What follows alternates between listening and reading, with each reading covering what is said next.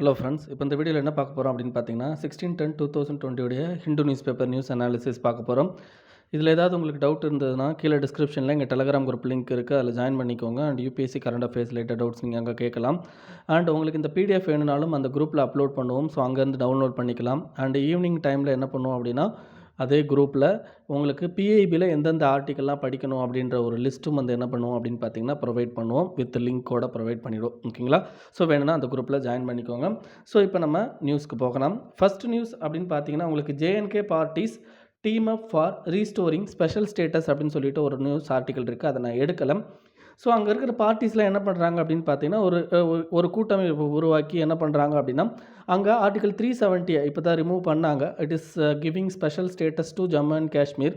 ஓகேங்களா? அந்த இதை ரிமூவ் பண்ணாங்க ஆகஸ்ட் 5ல். ஸோ அதை வந்து மறுபடியும் கொண்டு வரணும் அப்படின்றத வந்து ஒரு டிக்ளரேஷன் கொடுத்துருக்காங்க. இதுக்கு பேர் குப்கர் டிக்ளரேஷன். குப்கர் GUPKR. ஓகேங்களா? இது ரொம்ப இம்பார்ட்டன்ட் இல்லை. ஏன்னா அங்கே இருக்கிற அரசியல் கட்சிகள்லாம் முடிவெடுத்தது கொண்டு வந்த டிக்ளரேஷன் இந்த குப்கர் டிக்ளரேஷன். இதை பற்றி நீங்கள் தெரிஞ்சுக்கணும்னு அவசியம் கிடையாது. ஓகேங்களா? ஸோ அதனால் அதை விட்டுட்டேன்.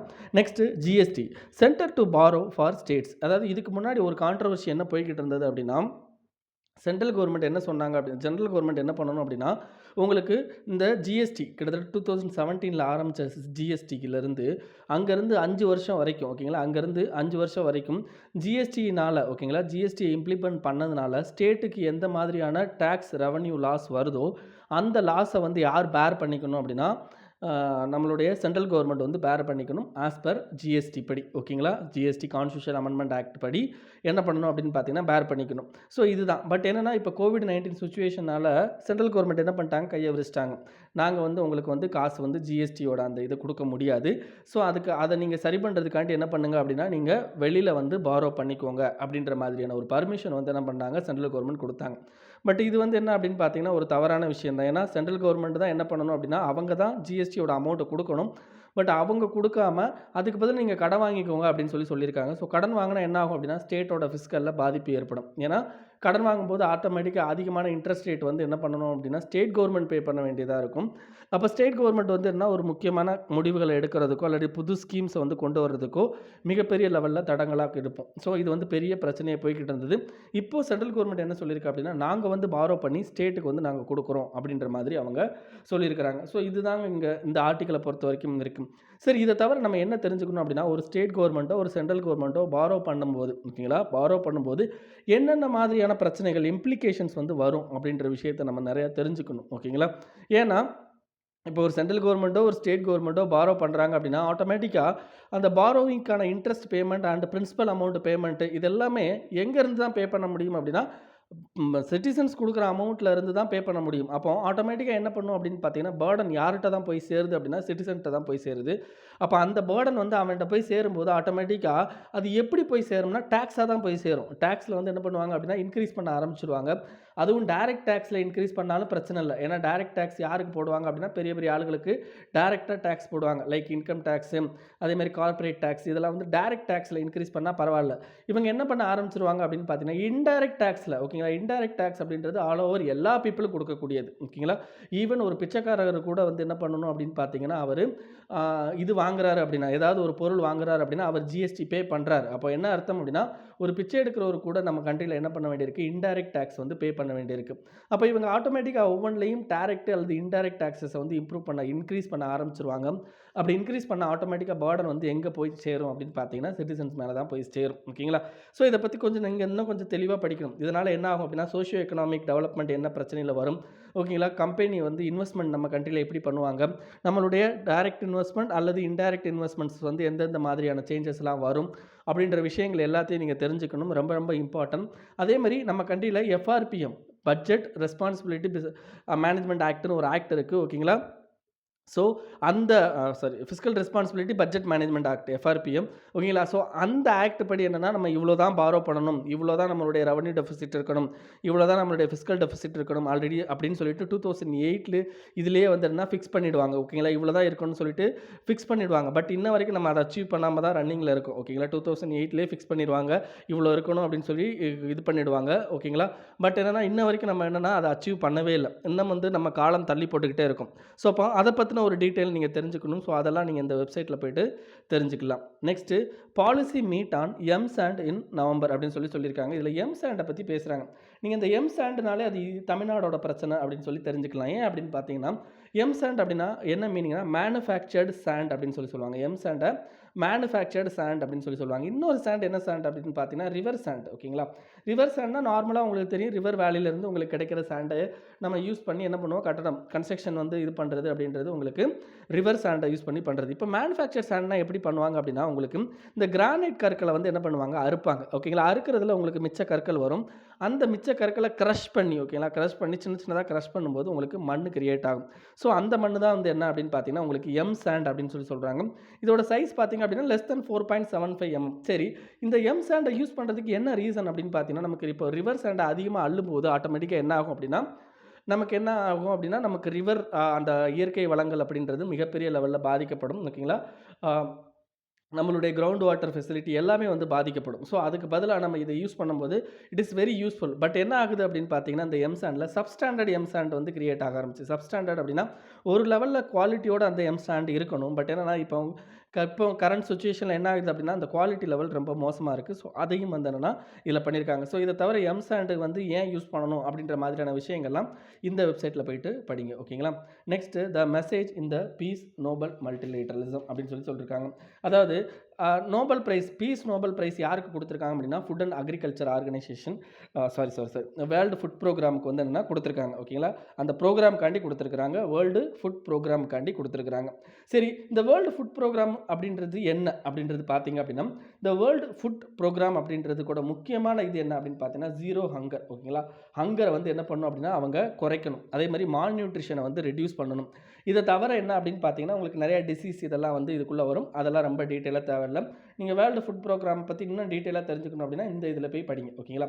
சரி, இந்த வேர்ல்டு ஃபுட் ப்ரோக்ராமுக்கு ஏன் பீஸ் ப்ரைஸ் கொடுத்தாங்க? அது வந்து அந்த அளவுக்கு வந்து எஃபெக்டிவாக வந்து இப்போ ஹங்கர் மால் நியூட்ரிஷன்லாம் ரெடியூஸ் பண்ணிடுச்சா அப்படின்னா இல்லை. அதனுடைய எஃபெக்டிவ்னஸ் அப்படின்றது ரொம்ப மாடஸ்ட் லெவலில் தான் இருக்குது. பட் இருந்தாலும் அதுக்கு ஏன் இப்போ கொடுத்துருக்காங்க அப்படின்னா, இது என்ன ஷோ பண்ணுது அப்படின்னா, we need a multilateralism related to working of particular world food programme அப்படின்றது தான். ஓகேங்களா? சரி, வேர்ல்டு ஃபுட் ப்ரோக்ராம் அப்படின்றது யுனைடெட் நேஷன் ஆர்கனைசேஷனுடைய ஒரு ப்ரோக்ராம் தாங்க.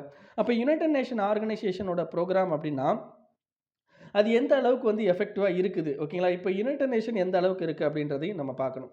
இப்போ வேர்ல்டு ஃபுட் ப்ரோக்ராமில் இருக்கிற முக்கியமான பிரச்சனை என்ன அப்படின்னு பார்த்தீங்கன்னா, உங்களுக்கு அண்டர் ஃபண்டு வந்து ரொம்ப ரொம்ப கம்மிங்க. ஓகேங்களா? ஃபண்டிங் ஃபெசிலிட்டி அண்டர் ஃபண்டட் தான் அங்கே.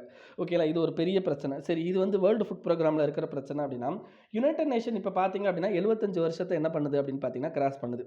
அப்போ 75 வருஷத்தை கிராஸ் பண்ணுற யுனைடெட் நேஷன் எந்த அளவுக்கான பிரச்சனைகளை சந்திக்குது அப்படின்னா, நிறையா மோஸ்ட் பவர்ஃபுல் கண்ட்ரிஸ் என்ன பண்ணுறாங்க அப்படின்னு பார்த்தீங்கன்னா, இப்போ மோஸ்ட் பவர்ஃபுல் கண்ட்ரிஸ் என்ன பண்ணுறாங்க அப்படின்னா, யுனைடெட் நேஷனை வந்து என்ன பண்ணுறாங்க அப்படின்னா கைக்குள்ளே வச்சுருக்காங்க. அப்போ யுனைடெட் நேஷன் ரிசோர்ஸஸ் எல்லாமே என்ன ஆகுது அப்படின்னா, உங்களுக்கு லைக் டெவலப்டு கண்ட்ரீஸ்னால என்ன ஆகுது அப்படின்னா மற்ற கண்ட்ரீஸ்க்கு போய் சேராமல் வந்து என்ன ஆகுது, தடுக்கப்படுது. அப்போ இதே மாதிரி யுனைடெட் நேஷனில் இருக்கிற நிறைய முக்கியமான ரிஃபார்ம்ஸ் வந்து இன்ன வரைக்கும் நடக்காமல் இருக்குதுன்னா அதுக்கும் காரணம் யார் அப்படின்னு பார்த்தீங்கன்னா டெவலப்டு கண்ட்ரீஸ் தான். அதே மாதிரி இப்போ இருக்கிற பவர் சேஞ்சஸ், ஓகேங்களா, அதுக்கு ஏற்றாப்புல யுனைடெட் நேஷனுடைய பவர் சேஞ்சஸ் இருக்கணும். பட் அதுவும் வந்து என்ன அப்படின்னு பார்த்தீங்கன்னா அந்த அளவுக்கு இல்லை.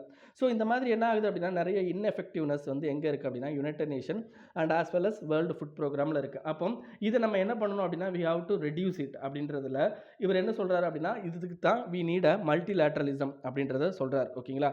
சரி, இப்போ நிறைய கண்ட்ரியோட இன்ஸ்டியூஷன்ஸ் அண்ட் ப்ராப்ளம்ஸ் என்ன அப்படின்றத பார்க்கலாம். இப்போ வேர்ல்டில் இன்ஸ்டியூஷன் அப்படின்னு எடுத்துக்கிட்டிங்க அப்படின்னா உங்களுக்கு மல்டிலேட்ரல் இன்ஸ்டியூஷன், லைக் நிறையா கண்ட்ரி சேர்ந்து ஒரு இன்ஸ்டியூஷனில் மெம்பராக இருக்கிறது. அதே மாதிரி வந்து என்ன பைலேட்ரல் இன்ஸ்டியூஷன்ஸ், அதாவது 2 கண்ட்ரி வந்து ஒரு இன்ஸ்டியூஷனை மேனேஜ் பண்ணுறது, அல்லது ரீஜனல் இன்ஸ்டியூஷன் அப்படின்னு சொல்லுவாங்க. ரீஜனல் அப்படின்னா இந்த ஏஷியான், அதே மாதிரி நம்மளுடைய லைக் பிரிக்ஸ் கண்ட்ரியோட இது. ஸோ இதெல்லாம் பார்த்திங்க அப்படின்னா ரீஜனல் இதே தவிர நான் கவர்மெண்டல் இன்ஸ்டியூஷன்ஸும் நிறையா இருக்குது. சரி, இதெல்லாம் போயிட்டு எஃபெக்டிவாக வந்து மல்டிலேட்டரிசம் பற்றி பேசுகிறாங்களா, அல்லது இந்த மாதிரியான improvement related to zero hunger இந்த மாதிரியான பேசுகிறாங்களான்னா இல்லை. அந்த பர்டிகுலர் பிளாட்ஃபார்மை இவங்க என்ன பண்ணுறாங்க அப்படின்னா தே ஆர் யூஸிங் ஃபார் யாராவது ஒருத்தரை குறை சொல்கிறதுக்கும், அல்லது அங்கே போயிட்டு என்ன பண்ணுறாங்க அப்படின்னா they are fighting each other. இப்போ யுனைடெட் நேஷன் போயிட்டா நம்ம என்ன பண்ணுவோம் அப்படின்னா நம்ம வந்து பாகிஸ்தானை சொல்லுவோம், பாகிஸ்தான் வந்து நம்மளை சொல்லுவோம்.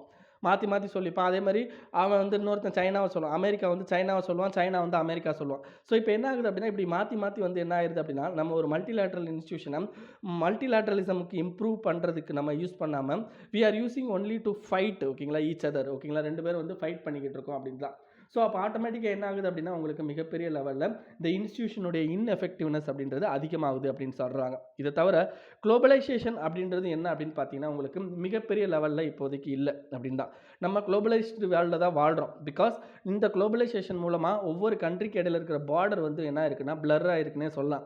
பிகாஸ் இங்கே இருக்கிறவங்க ஈஸியாக வேறு கண்ட்ரிக்கு போகலாம், வேறு கண்ட்ரியோட தொடர்பு கொள்ளலாம், வேறு கண்ட்ரியோட ப்ராடக்ட்டை இங்கே இருக்கிறவங்க யூஸ் பண்ணலாம். பட் இவ்வளோ இருந்தாலும் நம்ம வந்து என்ன அப்படின்னு பார்த்தீங்கன்னா, ஒரு வகையான பாசிட்டிவ் வேவ்ல வந்து என்னன்னா அதை எடுத்துகிட்டு போகலாம். பிகாஸ் இது வந்து சில நெகட்டிவ் வேவ்ஸும் நமக்கு இருக்குது. இப்போ என்ன அப்படின்னு பார்த்தீங்கன்னா, இப்போ இந்தியா வந்து கிளைமேட் சேஞ்சுக்காண்டி என்ன பண்ணுறாங்க அப்படின்னா, நிறைய முக்கியமான விஷயங்கள் பண்ணுறாங்க. அந்த முக்கியமான விஷயங்கள்னால நம்ம என்ன பண்ணுறோம், கார்பன் எமிஷனை ரொம்ப கம்மி பண்ணிட்டோம். அப்படி ரொம்ப நம்ம கம்மி பண்ணிட்டாலும், ஓகேங்களா, நம்ம ரொம்ப கம்மி பண்ணிட்டாலும் நம்ம கிளைமேட் சேஞ்சிலேருந்து தப்பிச்சிட முடியுமா அப்படின்னு கேட்டால் முடியாது. ஏன்னா இந்த குளோபலைஸ்டு வேர்ல்டில் மற்ற கண்ட்ரிஸும் என்ன பண்ணணும் அப்படின்னா, அந்த பர்டிகுலர் மெஷர்ஸை எடுக்கணும். ஓகேங்களா, அந்த மெஷர்ஸை வந்து என்ன பண்ண மாட்டேங்கிறாங்க, அவங்க எடுக்க மாட்டேங்கிறாங்க. அப்போ ஆட்டோமேட்டிக்காக என்ன பண்ணுறாங்க அப்படின்னா, ஒரு கண்ட்ரியோட இன்எஃபெக்டிவ்னஸ் ஆர் அவங்க இந்த பர்டிகுலர் ரெகுலேட்டரி சிஸ்டம்குள்ளே வராமல் போகிறதுனால மற்ற கண்ட்ரிஸ் என்ன பண்ணுது அப்படின்னு பார்த்தீங்கன்னா, பெரிய லெவலில் பாதிக்கப்படும். ஓகேங்களா, ஸோ இதுதான் வந்து என்ன அப்படின்னு பார்த்தீங்கன்னா இவர் சொல்லியிருக்காரு. ஸோ வி நீட் அ மல்டிலேட்ரலிசம் அப்படின்றத பற்றி தான் இந்த இதில் அவர் ஓவராலாக பேசி வச்சிருக்கிறார். ஓகேங்களா, ஸோ இதுதாங்க. இதுக்கடுத்து என்ன ஆர்டிக்கல் அப்படின்னு பார்த்தீங்கன்னா, road to zero hunger by 2030. இந்த ஜீரோ ஹங்கர் பை 2030 அப்படின்னா என்ன அர்த்தம்? பை 2030 ஏன் இந்த 2030 அப்படின்ற வருஷத்தை கொடுத்துருக்காங்க அப்படின்னா, உங்களுக்கு சஸ்டைனபிள் டெவலப்மெண்ட் கோல் அப்படின்னு சொல்லிட்டு ஒன்று இருக்குங்க, எஸ்டிஜி, ஓகேங்களா, சஸ்டைனபிள் டெவலப்மெண்ட் கோல். இந்த சஸ்டைனபிள் டெவலப்மெண்ட் கோலை நம்ம என்ன பண்ணணும் அப்படின்னு பார்த்தீங்கன்னா 2030க்குள்ளே அச்சீவ் பண்ணணும். கிட்டத்தட்ட இதில் ஒரு 17 கோல் இருக்குது. அதில் முக்கியமானது 2வது கோல் என்ன அப்படின்னு பார்த்தீங்கன்னா, உங்களுக்கு இந்த பாவர்ட்டி அலிவேஷன் அப்படின்றது வரும். அதில் ஜீரோ ஹங்கர் அப்படின்றது முக்கியமான ஒரு விஷயம். அப்போ ஜீரோ ஹங்கர் அப்படின்னா நம்ம என்ன பண்ணணும் அப்படின்னா, இந்த 2030 கிட்டத்தட்ட பார்த்தீங்கன்னா இன்னும் ஒரு 10 வருஷம் தான் இருக்குது. அப்போ இந்த 2030ல் நம்மளால் அச்சீவ் பண்ண முடியுமா அப்படின்னு கேட்டால் அச்சீவ் பண்ணுறது ரொம்ப கஷ்டம் அப்படின்றது தான் இந்த ஆர்டிக்கலில் சொல்கிறாங்க. ஏன்னா இந்த கோவிட்-19 பீரியடில் என்ன ஆயிடுது அப்படின்னா, நமக்கு இன்னும் மால் நியூட்ரிஷன் லெவலும் ஹங்கர் லெவலும் என்ன ஆகிட்டு இருக்கு அப்படின்னா இன்க்ரீஸ் ஆகிட்டே போகுது. பட் இந்தியா வைஸ் பார்த்தோம் அப்படின்னா வி ஆர் இன் ஒரு குட் பொசிஷனில் இருக்கிறோம். ஏன்னா ஈவன் இந்த கோவிட்-19 பீரியட்லையும் நம்ம என்ன பண்ணிட்டோம் அப்படின்னு பார்த்தீங்கன்னா, அக்ரிகல்ச்சரல் ப்ரொடக்ஷன் லெவல் வந்து என்னென்னா ஓரளவுக்கு மெயின்டைன் ஆகிடுச்சு. அதே மாதிரி அதனுடைய சஸ்டைனபிள் ஜிடிபி க்ரோத் அப்படின்றது அக்ரிகல்ச்சர் லெவலில் இன்க்ரீஸ் ஆகிடுச்சு. ஈவன் இந்த காரிஃப் சீசனில் பார்த்தீங்க அப்படின்னா உங்களுக்கு அக்ரிகல்ச்சரலுடைய ப்ரொடக்ஷன் லெவல் வந்து இன்க்ரீஸ் ஆகிடுக்கும். ஓகேங்களா, ஸோ இந்த மாதிரி இருக்குது. அதே தவிர என்னென்னா இந்தியாவில் மால் நியூட்ரிஷன் அண்ட் அனிமியா இதுக்கெல்லாம் என்ன பண்ணியிருக்கோம் அப்படின்னு பார்த்தீங்கன்னா, ஓரளவுக்கு we have a track record அப்படின்னே சொல்லலாம். ஏன்னா இந்த பர்டிகுலர் 10 வருஷத்துக்குள்ளே, ஓகேங்களா, லாஸ்ட் ஒரு 10 இயர்ஸ்க்குள்ளே நம்ம என்ன பண்ணியிருக்கோம் அப்படின்னா we reduced malnutrition as well as பார்த்தீங்க அப்படின்னா அனிமியா. இதுக்காண்டி நிறைய வந்து என்ன பண்ணியிருக்கோம், வி டேக்கன் இனிஷியேட்டிவ்ஸ். ஓகேங்களா, இப்போ லேட்டஸ்ட்டாக 2016-17 காம்ப்ரிஹென்சிவ் நேஷனல் நியூட்ரிஷனல் சர்வே அப்படின்ற ஒரு சர்வேயும் வெளியிட்டிருக்காங்க. ஸோ அந்த சர்வே படி என்ன அப்படின்னு பார்த்தீங்கன்னா, நம்ம கண்ட்ரியோடைய இது வந்து என்ன இருக்குது, anaemia as well as malnutrition அப்படின்றது ரெடியூஸ் ஆயிருக்கு அப்படின்றத சொல்கிறாங்க. சரி, இதுக்கெல்லாம் என்ன காரணம்? What are all the initiatives taken by the government? முக்கியமான என்ன இனிஷியேட்டிவ் பற்றி இதில் பேசியிருக்காங்க அப்படின்னா, இன்டகிரேட்டட் சைல்டு டெவலப்மெண்ட் சர்வீஸை பற்றி பேசுகிறாங்க. இந்த இன்டகிரேட்டட் சைல்டு டெவலப்மெண்ட் சர்வீஸில் என்ன பண்ணுவாங்க அப்படின்னு பார்த்தீங்கன்னா, உங்களுக்கு குக்குடு மீல்ஸ், அதாவது என்ன பார்த்தீங்கன்னா நீங்கள் சமைச்ச சாப்பாடு, ஓகேங்களா, வித் ஆல் நியூட்ரிஷன், ஓகேங்களா, அந்த இதை வந்து என்ன பண்ணுவாங்க அப்படின்னா கொடுப்பாங்க. கிட்டத்தட்ட 100 மில்லியன் சில்ட்ரனுக்கு அண்டர் ஏஜ் ஆஃப் 6, ஓகேங்களா, 6 வயசுக்குள்ளே இருக்கிற சில்ட்ரன்ஸ்க்கு வந்து என்னென்னா குக்குடு மீல்ஸ் கொடுக்குறது. அதேமாதிரி ப்ரெக்னென்ட் உமனுக்கும் லாக்டேட்டிங் மதர்ஸுக்கும் கொடுக்குறது. இதுக்கடுத்து முக்கியமான இன்னொரு ப்ரோக்ராம் அப்படின்னு பார்த்தீங்கன்னா மிட் டே மீல் ப்ரோக்ராம், அதாவது மதிய உணவு திட்டம். ஓகேங்களா, ஸோ இந்த மாதிரியான விஷயங்கள் வந்து என்ன ஆயிருக்கு அப்படின்னு பார்த்தீங்கன்னா இந்தியாவில் முக்கியமாக இன்க்ரீஸ் ஆகிருக்கு. ஸோ அப்போ இதன் மூலமாக என்ன ஆயிருக்கு அப்படின்னு பார்த்தீங்கன்னா, நம்ம நிறையா வந்து சேஞ்சஸை வந்து என்ன பண்ணியிருக்கோம், கொண்டு வந்திருக்கோம். பட் இவ்வளோ தான் நம்ம பண்ணாலும் இருக்கையிலே நமக்கு முக்கியமான சேலஞ்ச் என்ன அப்படின்னு பார்த்தீங்கன்னா, நம்ம கண்ட்ரியில் இந்த கிளைமேட் சேஞ்ச் தான். ஏன்னா கிளைமேட் சேஞ்ச் வந்து இன்க்ரீஸ் ஆக அக்ரிகல்ச்சருடைய பயோடைவர்சிட்டி அப்படின்றது பாதிக்கப்படுது. அப்படி பாதிக்கப்படும் போது ஆட்டோமேட்டிக்காக என்ன ஆயிரும் அப்படின்னு பார்த்தீங்கன்னா, உங்களுக்கு நிறைய நியூட்ரிஷனல் ப்ராடக்ட்டை நம்மளால் வந்து விளைய வைக்க முடிய மாட்டேங்குது. பிகாஸ் இந்த கிளைமேட் சேஞ்சால் என்ன ஆகுது அப்படின்னு பார்த்தீங்கன்னா, நிறைய ப்ராப்ளம்ஸ் வந்து கிரியேட் ஆகும். சரி, இதை தடுக்கிறதுக்கும் இந்தியா வந்து என்ன பண்ணுறாங்க அப்படின்னா நிறைய ஒர்க் பண்ணுறாங்க. லைக் வந்து என்ன, ட்ராட் அண்ட் ஃப்ளட்டு, ஓகேங்களா, டாலரண்ட் சீட்ஸை வந்து கண்டுபிடிக்கிறோம். வெதர் ஃபேஸ்ட் அக்ரிகல்ச்சரல் அட்வைசரிஸ் வந்து நம்ம கொடுக்குறோம். ஸ்மால் ஸ்கேல் இரிகேஷன்ஸை வந்து இம்ப்ரூவ் பண்ணியிருக்கோம். மில்லட்டோட ப்ரொடக்ஷன் வந்து ப்ரொமோட் பண்ணியிருக்கோம். அதேமாதிரி பெஸ்ட்டு லோக்கஸ்ட் அட்டாக் இதெல்லாம் வந்து என்னென்னா இது பண்ணியிருக்கோம். அதேமாதிரி இன்டென்சிவ் ஃபுட் ப்ரொடக்ஷன் சிஸ்டத்தை வந்து இம்ப்ரூவ் பண்ணியிருக்கோம். ஓகேங்களா? ஸோ இது எல்லாமே பண்ணியிருக்கோம். பட் இருந்தாலும் வந்து என்ன ஆகுது அப்படின்னா, we have a biggest 2 challenges. ஓகேங்களா? 2 சேலஞ்ச் வந்து என்னென்னா நம்ம முன்னாடி இருக்குது. அது என்னென்ன அப்படின்னு பார்த்தீங்கன்னா, உங்களுக்கு ஃபர்ஸ்ட் என்ன சொல்கிறாங்க அப்படின்னு பார்த்தீங்கன்னா, உங்களுக்கு நம்மளுடைய இப்போ நம்மக்கிட்ட இருக்கிற பிரச்சனைகளில் முக்கியமான 2 பிரச்சனைகள் என்ன சொல்கிறாங்க அப்படின்னு பார்த்தீங்கன்னா, நம்மளுடைய அக்ரோ ஈக்காலஜி. ஓகேங்களா? அக்ரோ ஈக்காலஜி வந்து அந்த அளவுக்கு சஸ்டைனபிளாக இல்லை அப்படின்னு சொல்கிறாங்க. அக்ரோ ஈக்காலஜி அப்படின்னா என்ன அர்த்தம் அப்படின்னா, நம்ம என்ன பண்ணுறோம் அப்படின்னா, ஒவ்வொரு ஃபுட் ப்ரொடக்ஷன் இதுக்கெல்லாம் என்ன பண்ணுறோம், அளவுக்கு அதிகமான ஃபெர்டிலைசர்ஸை யூஸ் பண்ணுறது, இந்த மாதிரியான விஷயங்கள்லாம் பண்ணுறோம். ஓகேங்களா? ஸோ இது முக்கியமான பிரச்சனைகள். ஓகேங்களா? ஃபஸ்ட்டு இது இன்னொன்று நம்ம கண்ட்ரியில் இருக்கிறது, இல்லாட்டி நம்ம வேர்ல்டில் இருக்கிறதுன்னு கூட சொல்லலாம்.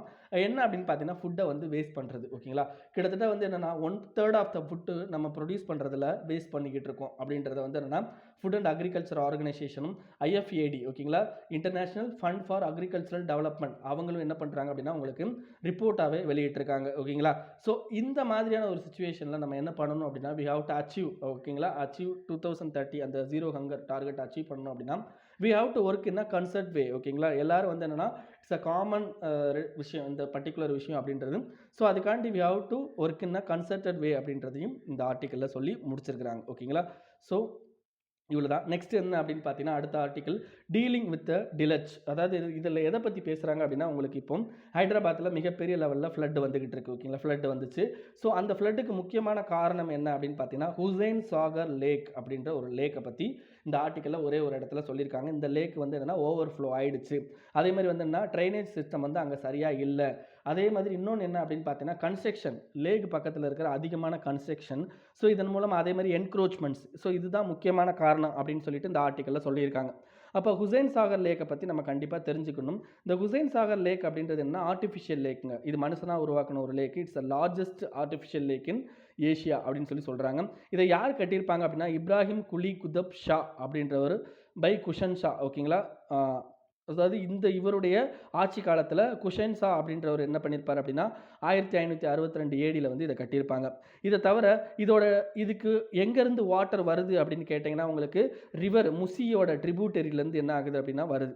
இது முக்கியமாக 2 சிட்டிஸை வந்து என்ன பண்ணுது அப்படின்னா கனெக்ட் பண்ணுது. ஒன்று வந்து ஹைதராபாத், இன்னொன்று செகந்திராபாத்தையும் இந்த ஹுசைன் சாகர் லேக் அப்படின்றது கனெக்ட் பண்ணுது. இதை தவிர என்ன அப்படின்னு பார்த்தீங்கன்னா, இந்த லேக்கோட சென்டர் இதில் உங்களுக்கு புத்தா ஸ்டாச்சு. ஓகேங்களா? புத்தாவோட ஸ்டாச்சு வந்து ஒன்று இருக்கும். இதுதான் அந்த லேக்கோட வியூ வித் புத்தா ஸ்டாச்சு. ஓகேங்களா?